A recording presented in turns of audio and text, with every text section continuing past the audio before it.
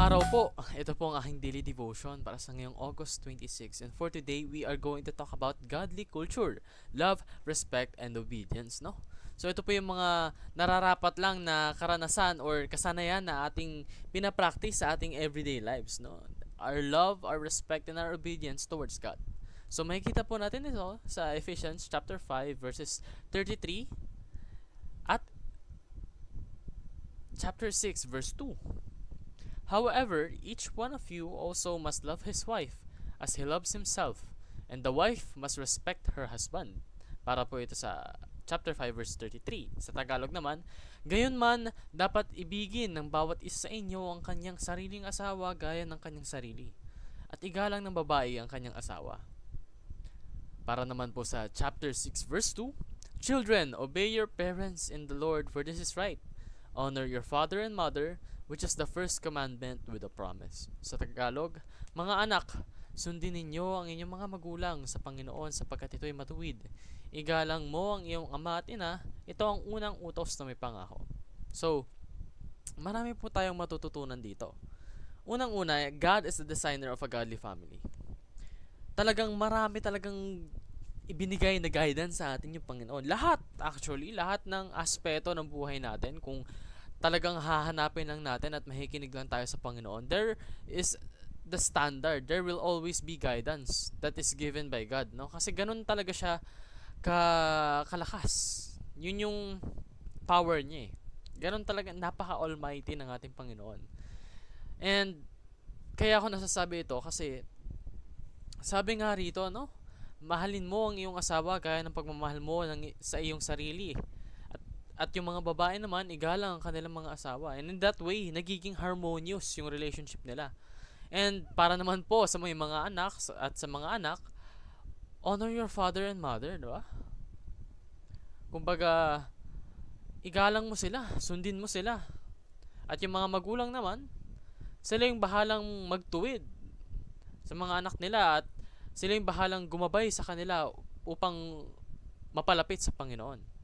Pangalawa, parents are the stewards of a godly family. So, yun nga pang sinasabi ko, no?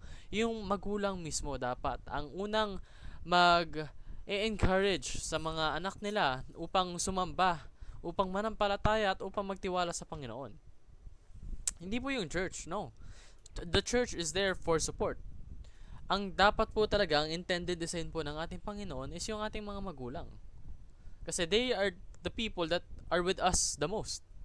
They are the people that are there, supposedly, when we are on our growing stages. When we are very impressible, no? Kumbaga lahat ng mga nakikita ng mga bata is naglalast sa kanila. Ito yung ginagamit nilang foundation sa kanilang paglaki. So, dapat yung foundation natin is punong-puno ng mga katuruan at salita ng Panginoon, no?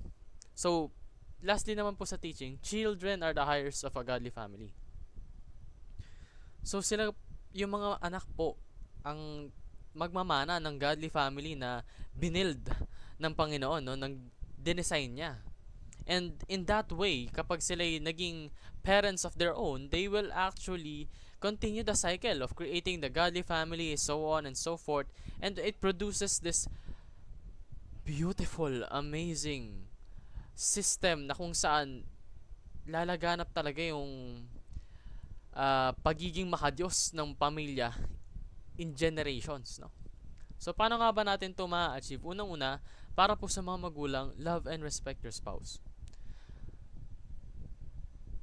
Respetuhin mo, galangin mo, mahalin mo ng totoo at tunay yung mahal mo. Don't neglect them.